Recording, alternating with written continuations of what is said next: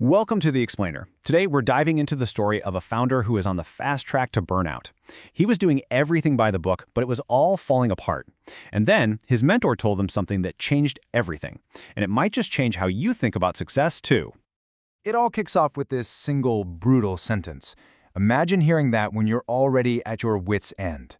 But this wasn't just an insult. It was the spark that ignited a total transformation in how he saw the world. So here's how we're going to break it down.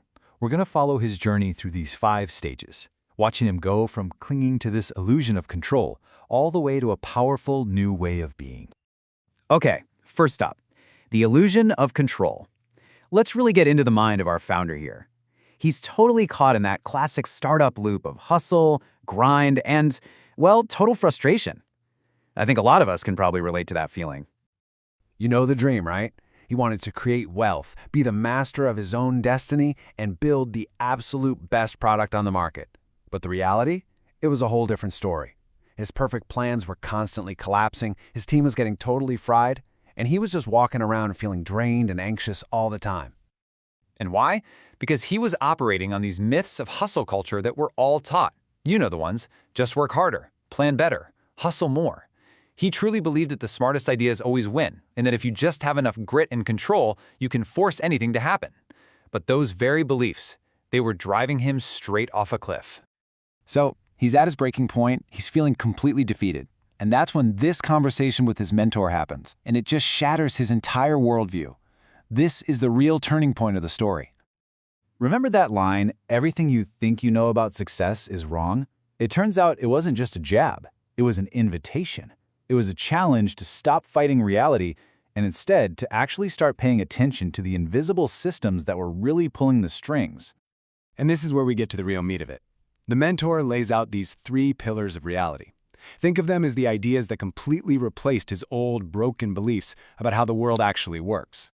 This whole journey really unfolds in 3 key steps. First, you have to learn to see the system you're in. Then, you've got to turn inward and understand your own nature. And finally, you use all that insight to design for flow, not for force. The very first pillar is a huge shift in perspective, a change in metaphor, really.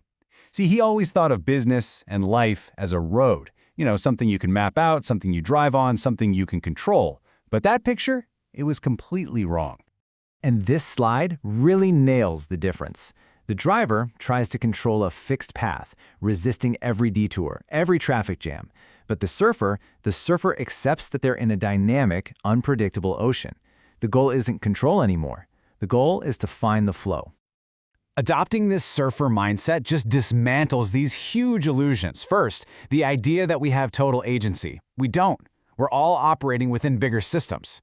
Second, the illusion of truth. The best or right idea doesn't automatically win. What wins is the idea that fits the system.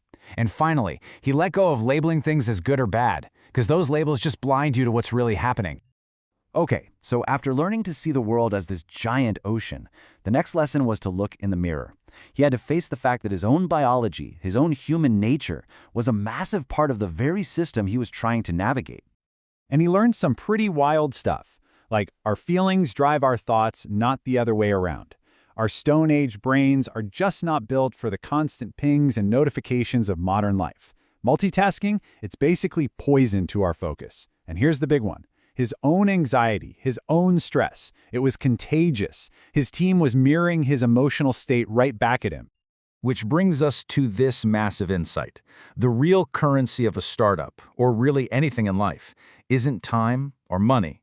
It's collective energy. And that means a leader's number one job isn't to manage a project plan, it's to manage their own state first, because that sets the tone for the entire team's energy. All right, this final pillar is where it all becomes really practical. Once you can see the ocean and you understand your own nature as part of it, you can finally stop fighting reality, and you can start designing systems that actually work with it. And this just completely changes the game. The old way, disruption, was all about burning things down, battling incumbents, and creating friction. The new way is integration. It's about finding where your idea fits into the existing ecosystem, creating partnerships, and aiming for symbiosis and flow. This new way of thinking comes with a whole new playbook. It's built on principles like acceptance is way more powerful than resistance. How an idea spreads is often more important than the idea itself, and that real innovation often comes from combining tight constraints with clear objectives. It's about building these little feedback loops, flywheels, that just create their own momentum over time. So what does this actually look like in the real world? How does a founder who thinks like a surfer act differently from a founder who still thinks they're a driver? Well, for one, the surfer founder is obsessed with protecting their team's focus by cutting out all the noise. Their whole company's strategy shifts from trying to disrupt everything to finding smart ways to integrate. Instead of fighting battles, they're building partnerships, and they're designing products that connect on an emotional level, not just on a list of features. And maybe most importantly, his whole definition of success just flips. It's not about the valuation. It's not about crushing the competition. The new goal, the only real measure of success, is the reduction of suffering for himself, for his team, for his customers, and even for society. Business becomes a kind of stewardship. So this entire incredible journey, from being a frustrated driver to becoming a graceful surfer, it all builds to this one final powerful realization that ties the whole thing together. He finally gets it. His job isn't to control the waves. That's impossible. His job is to get really, really good at riding them. And, just as importantly, to turn around and help his whole team learn how to ride them too. He's not a driver in control. He's a surfer in flow. And that's what I want to leave you with. It's a simple question, but it's a deep one. In your own life, in your work, in your relationships, where are you trying to drive? Where are you gripping that steering wheel, trying to force an outcome? And where could you maybe let go a little, feel the current, and just start surfing?